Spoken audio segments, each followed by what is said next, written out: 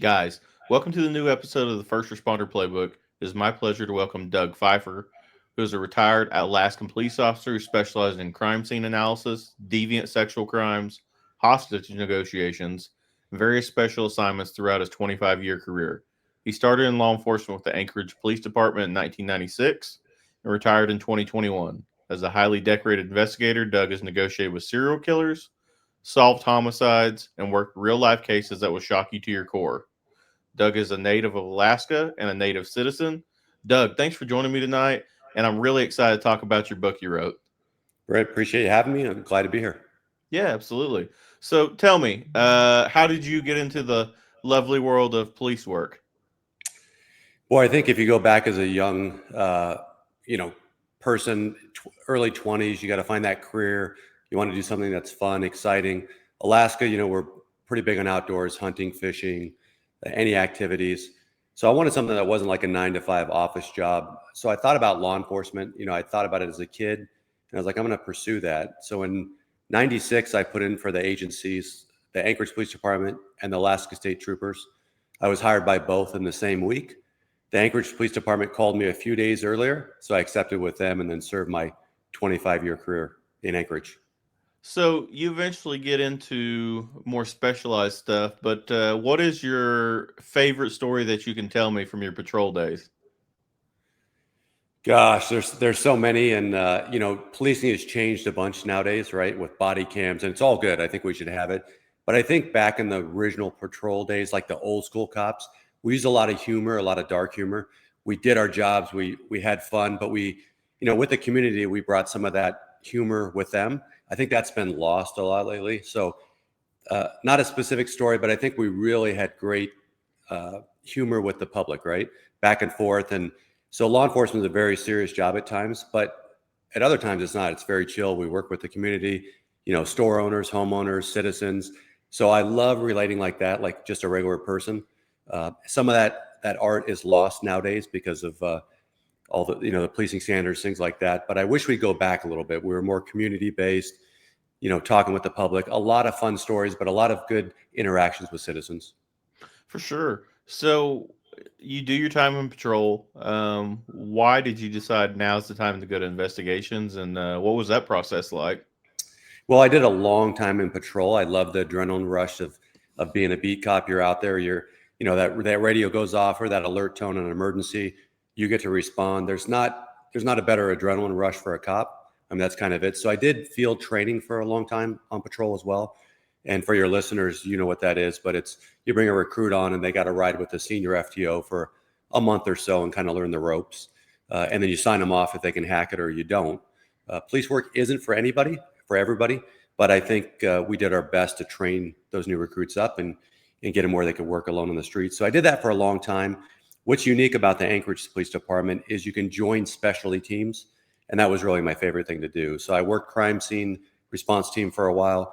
That's a team that responds to any fatalities, murders, suspicious cases, missing persons. And we forensically map out those crime scenes. Just like you watch CSI, those are actual cops in the field that document every piece of evidence. Those crime scenes could take 48 hours straight of working. So I enjoyed that, but after about 4 or 5 years of doing that, I was exhausted, and I joke with my wife that all I see is dead people. That gets old after a while because that's all you respond to. But that was a great learning experience for me. So I did a lot of different teams like that, but hostage negotiations was really my sweet spot. I found that about 10 years into my career. I became a team leader of our team, and that's where I stayed for the majority of my career as a specialty unit. I love that. You respond to any type of barricaded subjects, domestic violence, obviously homicides where one person's been killed and they have other hostages. So I did that for a long time, and really that's what I was naturally the best at. I think cops all have an area that they specialize in, and that was really mine. I have the gift of gab. I get along well with people. So I was able to relate with those criminals in those specific instances, get some rapport built, and get them out safely. Not always, but most of the time. Yeah, so I actually went through level one hostage negotiations certification. Gosh, probably March of this year, and there was actually a couple of our guys that wanted to go through it, and so I was in our training department and we hosted it. And I was like, well, if we're gonna host it, I might as well go through it. And I have major appreciation for people who do that because, they run us through some scenarios and stuff like that.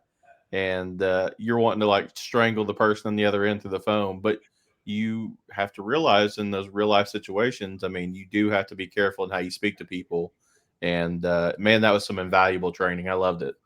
Yeah, and I think it relates to every day in your life, right? With your family, friends, jobs, doesn't even matter the police department. Negotiations we do every single day in our life. That's why I think it's so beneficial. And you're right on the part of, you have one chance sometimes in a life and death situation. So you got to be very focused. It's all business at that point for me. Again, afterwards, you can have some humor and some talk with your teammates. But in that instance, it's very critical that you pay attention, listen to every word. For your listeners on a team, you would have the primary negotiator. That would be somebody like me that talks to the suspect in real time. You have a secondary negotiator. They listen in on my conversation and give me tidbits, either written notes, computer notes, saying, hey, you missed this, retouch on this. I have a intel negotiator that goes out and, Brent, anything we can find on you, job history, social media, medications, military service. I want to know everything about you. I joke with people, if you prefer Coke over Pepsi, I need to know that as a negotiator. And so we use all that to build that rapport, whether you love animals, things like that. We call it hooks and triggers. If you had a bad ex-girlfriend, I may not use that in the negotiation because that could be a trigger for you. But hooks might be that you love your dog a lot. So if you had a dog and told me about it, I would talk about your dog for 25 minutes. Nothing to do with the crime. That would build rapport between us. And then we move into the more serious items, whatever crime you committed. Yeah, I like I said, my mind was blown after that class, and I was like, man, I have a ton of appreciation for the ones who do this on a full time basis. So much respect there. So tell me, Anchorage, like, what's the crime type? Like, what's your major crimes up there? I mean, do you have everything that the big cities in the mainland have, or is it just more localized to Alaska type crime? Like, how's that work up there? Yeah, it's a great question. It's going to surprise your listeners. Anchorage is really no different than any other major city. In fact, it's probably a little bit worse. Our crime is very high per capita. So we have about 320,000 citizens, but a lot of crime. So murders are way up there. Domestic violence is way up there. Sexual assaults is way up there. And per capita, we have the most serial killers on planet Earth. So Alaska, although it's the most beautiful place on Earth, it's also one of the most deadliest. And again, that's population based. We don't have a massive population, but we have a lot of crime. So, can you kind of touch on that, if you can? Alaska has the most serial killers per capita. Yeah, there's a couple. We have some that I call it homegrown, where they're Alaska residents. They grew up in Alaska. They became serial killers. And then we have a lot that migrate into Alaska. And the psyche behind that, I don't really have a great answer. Although Alaska is kind of the home of the free, right?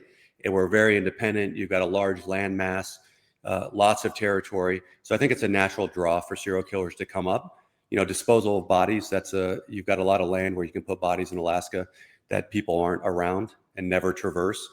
So I think that's part of it. Again, our crime rate is highly due to drinking and drugs. We have 8 months of long winter. So we have a heavy alcoholism rate in Alaska that contributes to domestic violence and other type of crimes. But it is quite unique why serial killers kind of flock to Alaska. I don't have a perfect answer for you.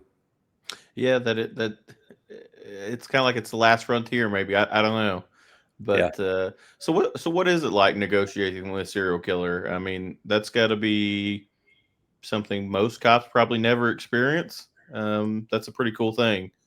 Yeah, it's probably true. My last one was with a serial killer named Joshua Wade.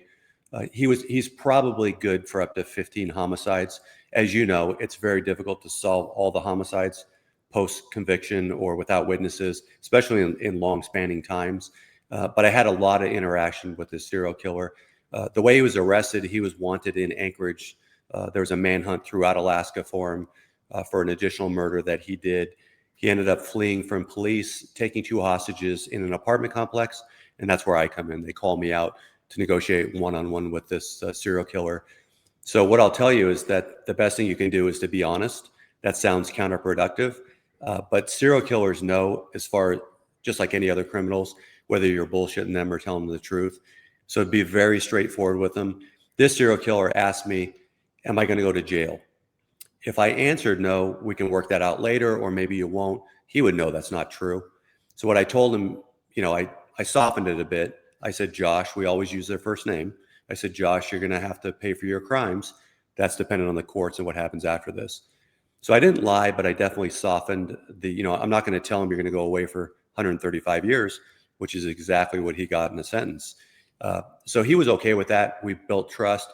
And then another thing I use particularly on serial killers or people that commit heinous crimes is they're very ego driven. So it feels wrong for you to boost their ego, while on the phone or in contact with these individuals, but you have to do it. So I separate, my morality at that moment and play upon their ego and really boost them up as this fantastic serial killer, the crimes they've done, go walk through with them. They really like that. It's kind of that, as a psychopath, that's what you relate to. And ultimately he released one hostage, eventually the second, and then we took him into custody. He was convicted and was serving time. He ended up overdosing in state prison in Indiana last June, I believe. Wow. So tell me about the writing a book. I feel like that's a holy grail for a lot of law enforcement because we do see a lot of unique stuff throughout a career. But how did you decide I want to write a book, and how did you go down that route of writing the book? And tell us the title of it. Yeah, I think most cops are naturally good writers. We write reports for a living, so you're writing these, especially if you're writing a homicide report. That's a extraordinarily detailed report. That's going to put somebody in prison for the rest of their lives or more. So I think naturally we're good writers. And then what happened with my book is I always wanted to write about my career post retirement, but there's a lot of true crime books, whether it's robberies, serial killers, all kinds of stuff out there that cops write or just true crime writers write. So I wanted something very different to come out of the chute and something that readers could read that's true crime, but much different. So the title of my book is 50 Shades of True Crime. And what that is, it's a play off 50 Shades of Gray. These are the most sexually deviant crimes that I worked in my career in Alaska over 25 years. So I took all of those and put them in a book. It's going to be a much different read than normal true crime. Like it's about 18 stories in the book, start to finish, from the cops' viewpoint, from the investigation to the court system to what happened to these individuals pre and post conviction. So it's really a different take. It's quite surprising of a read because it's going to lead you down different avenues of sexual deviancies, fetishes, in the extreme nature. Yeah, I started reading a little bit of it today, and I was hooked. And I started laughing though because I was reading the titles, just in the in the glossary as I started, and I was just chuckling at every title because I was like, I could see that. Yeah. And so I started reading it today, and I like it so far. It's a really good book. I'm going to put a link in the show notes for everybody to check that out as well. But how long did the process take for you to write the book? Boy, once I retired, I wrote the book in about 3 months. And again, these stories were ingrained in my memory. So not that it was easy to write the book, but when you live through each and every case, pretty easy, right? So getting the authorization from the police department, putting in some of the photos, things like that, took a little bit of time. And I will tell you what was the most difficult is when you go out to find a publisher, every author thinks that they'll come clamoring, everybody wants to publish your book. So I went through about 6 publishers. They love the book, but the book is pretty intense in the stories. And so they run up their chain of command. They'd come back. They would ask me to take some things out of the book. In fairness for the readers, I didn't want to do that. I wanted this book to be as real as possible, and that's what it is. So I declined that. Eventually, I found a publisher that loved the book, printed it as is, and we're off and running. Been very successful to date. I think readers enjoy it. I think kind of your comment that it's hard to put it down because you want to find out what happened in that story and go on to the next. And I kind of ramp it up. The first chapter is called Name That Crime. That's where the viewers can hear a set of facts, see a booking photo or a crime scene photo. Then I'll give you a couple Alaska criminal statutes. You can guess what that criminal did. And then you read the story, see how smart you were as an investigator, how far you were off, or if you got it right. So that's kind of an icebreaker for the book. And then we really ramp up into these extreme fetishes. But if you watch Netflix now, like The Monster and shows like that, that's really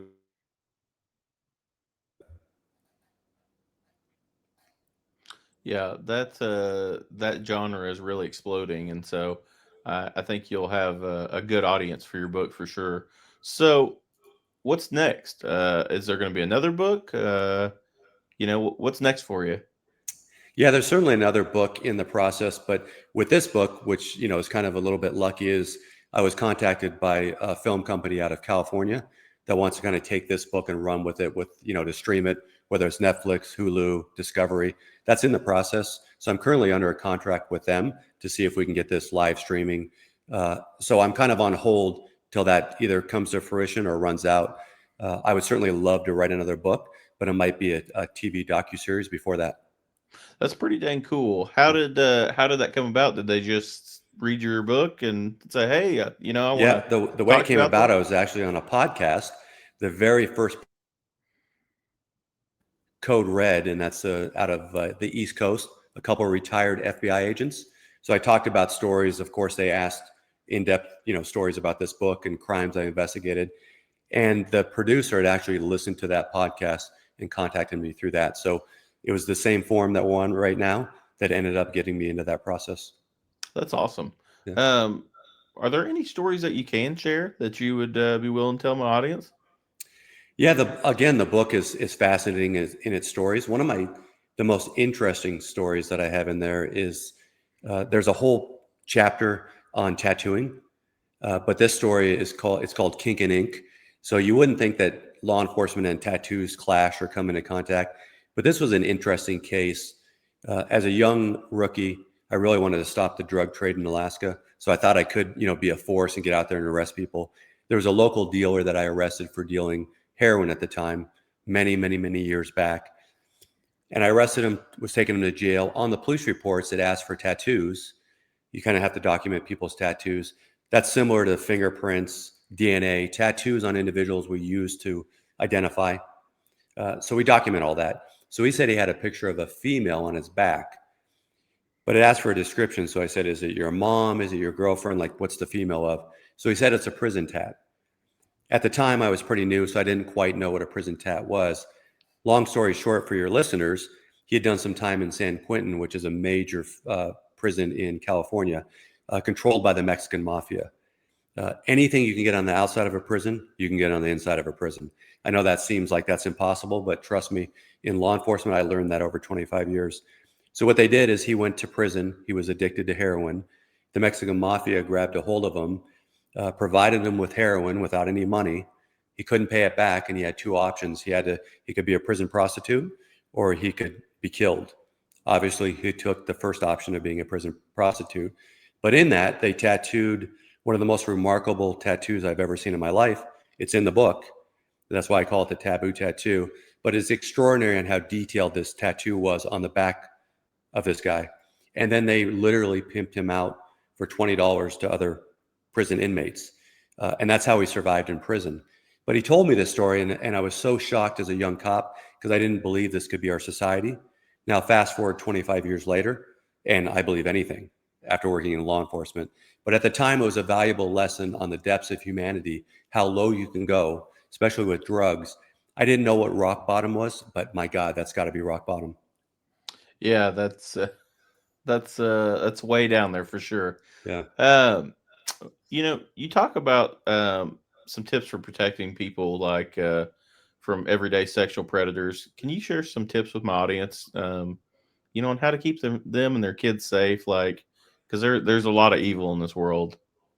Yeah, I love giving these stories out and telling people because we all grew up. I had a family, I had kids. I would teach them the same thing. The best advice I can give is follow your gut. And the reason why I say that is 90% of the victims I interviewed, if they survived, they knew something was wrong. They sensed something beforehand. Some are random where you can't stop it. But in most cases, they knew they shouldn't have gone somewhere. They shouldn't have been alone. Let's take a parking garage late at night. So when your gut tells you that something's off, just follow it, right? If you see something in your neighborhood, there's no problem calling the police department and just reporting it. You don't have to call 911. You can report in the non-emergency number. We'll take that information and investigate it. It's not, we won't come knock on your door and say, what are you doing? We want that information. Again, I found when we interview neighbors, most of them knew something was happening, but they couldn't believe it or they thought it was too odd, so they didn't report it. And I was always like, if you would have reported it, perhaps we could stop the crime. So follow your gut. If you see something odd, report it to the police department. They'd love to hear it. As far as kids, again, babysitters, things like that, you really got to protect your kids. Unless you know the individuals, I wouldn't trust my kids in anybody's hands because it's so dangerous and there's so many predators out there. I don't want to, get your audience paranoid, but to the extent you can vet everybody that watches your kids, right? It's really important. And that way, do the best you can to protect them and have them follow their guts too, right? Go through the safety briefings with them about not getting into a car with a stranger. As odd as that seems, it happens. We can have the best kids in the world. They'll simply go, these predators will sometimes say, Mom and Dad sent me to pick you up. They're stuck at work. We got to go. And sadly, some kids get in those vehicles. So really work them through the scenarios because if it happens, it'll click with them, right? Not to get in that vehicle. So those are some of the points. But again, following your gut's the best advice I have. Yeah, for sure. I truly think that in today's day and age, we have to be prepared. First and foremost. So let me ask you this: you've been retired going on 4 years, roughly. Yep, 4 years. Do you miss the job? Gosh, I miss it every day. It was I've done a lot of things in life, a lot of different jobs and things. It's the best job I've ever had. I don't want to say I would have done it for free, but there was never a morning where I woke up and I was like, man, I don't want to go to this job. It's overwhelming. I loved absolutely every minute of it. I think 25 years is a good contribution. Could have gone longer, but I think that's a good run. But I do miss it. I heavily support law enforcement. I would tell your listeners, if you see a cop out there, they're doing the job every day, working long hours and shift work. Thank them. It's very much appreciated. A lot of citizens told me that in my career, and it really meant something to me. So what you see on the internet and some of these clips is a small fraction of the police force. 99% of them do incredible work each and every day for the right reason. So I'm very pro law enforcement. I'm a little bit biased because I was in that career. But seriously, thank a cop if you see him out there. Yeah, I can't agree anymore. Um, what are you doing to pass the time now? I mean, what's your hobbies now other than writing a book and hopefully getting a TV series off the ground? What are you doing to pass the time in retirement? Yeah, I love being retired because it does free up the time. The wife and I love to travel, so we've done a ton of traveling. Alaska, there's a lot of sports that you can do, a lot of fishing in the summer. So instead of going on your weekend, on your days off, you can go for a week or 10 days at a time, which are things that I love. So that's a real big benefit. What I do in the future, I'm not sure. Uh, I'm not hyper, but I like to be engaged in stuff all the time. So once the retirement thing's kind of quasi done, I think the book and the docuseries is fantastic for now, but who knows what's up in the future. Yeah, absolutely. You ever decide you want to come to the great state of Oklahoma? Come down in May or June, and we'll go tornado chasing. I do that for fun, and we'll show you a little bit of Oklahoma. Actually, I would love it. With those extreme weather things and tornadoes, Alaska has none, so they always fascinate me. We've got tons of earthquakes, but no tornadoes. You want to experience an earthquake? Come visit me. You know what's funny is Oklahoma had a lot of fracking drilling in the mid 2000s, 2010 timeframe, and earthquake shot up here tremendously. And I'll never forget the first time I felt an earthquake, and I thought somebody was breaking in my house. I was sitting there playing Xbox in the dark, and my bed started shaking, and I thought somebody broke into the house with my headset on. And I looked around, and there wasn't anybody there, and it was just the whole entertainment center sitting there shaking. I'm like, man, I think that's an earthquake. And of course, after that, social media blows up, and they're like, "That was an earthquake," because we just didn't get them. And now that they've kind of cut back on that a little bit, we had a good 5 year run of earthquakes, it seemed like, and now they've kind of cut back. But it was definitely an experience to experience my first earthquake because we don't get those very often. Yeah, maybe that lands suddenly, which is good. I'll tell you what, you're afraid of what you don't have. So I'm not afraid of earthquakes, but I see a giant tornado coming to me, I'm gonna be pretty scared of that. So I think it's whatever you're used to. But I think they're cool to see. I want to make sure you're in a fast car so we can get away though if we're looking at it. Absolutely, you let me know, and I will gladly take you up on that offer if you ever decide to make it down this way. Cool, yeah. I tell people that they laugh at me. They're like, "Why do you want to do that?" It's honestly kind of peaceful and with so much chaos in front of you. And I don't know how to explain it, but I mean, I guess it's from being a cop. Like I see so much chaos in front of me all the time. It's kind of peaceful. Yeah, no, But I'd be down. It sounds fun. my buddy that goes with me normally, I always laugh at him because I got a limit. They start getting a little bit closer, and I'm like, hey, let's get out of here. But he's like a moth to a light, and he's just like sitting there going, I'm like, dude, we got to get out of here. It's time to go. And but it's a blast. It really is. And Oklahoma is such a unique state, geography wise, in that it is very similar to Oregon. And there's like 6 or 7 different biomes. We've got mountains, prairies, forests, you name it, we've got it. And it's just such a unique state from corner to corner. And it's beautiful down here. It really is. Yeah, I But haven't visited, but I will. But same thing for Alaska for you and your listeners. Get up to Alaska, put that on your bucket list. It's absolutely gorgeous. May through September, a little bit more moderate temperatures. If you want to see the winter, come and see us. But most people, May through September is a cool time to come. what's funny is I met a girl in college from Anchorage, and her family had moved to Oklahoma to come work in the oil industry. And she told me the same thing. She was like, listen, I know it's kind of way out of the way, but you get up there and you just fall in love with it. And she ended up moving back there after college, and she just tells me all the time, she's like, you need to come down here and visit. So it's on the bucket list for sure. Cool. It's awesome. You won't regret it. Everybody that goes loves it, and the people are all nice, friendly. It's kind of an old school state. That feeling, that vibe. So I love it. So where can everybody get your book? And if they want to reach out to you, to have you guest on their podcast, or Yeah. make an appearance, something like that, where can they get a hold of you at? Yeah, the book's available everywhere: Amazon, Barnes and Nobles, any bookstore where you might shop. It's on audiobook, ebook, paperback, hardcover. So whatever you like to do, the audiobook's pretty cool. I know a lot of the younger listeners love audiobooks, so check that out. The best way to go is go to my website, dougfifer.com.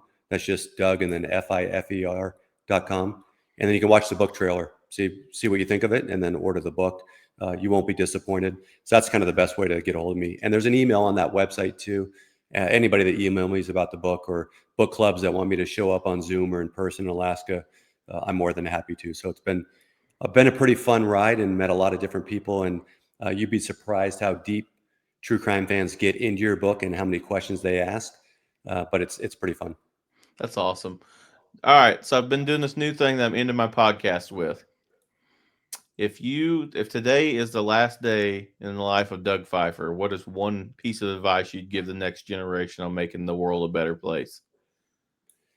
Guys, that's a great question to end a podcast and ask. I would just go back to, you know, it seems so easy, but be kind to people, right? Like be a fellow human, a community member. Cops do it, citizens do it, but we've lost that a little bit in society, where we're bickering back and forth, and we're all pretty close in the same thoughts and processes. So just be kind, right?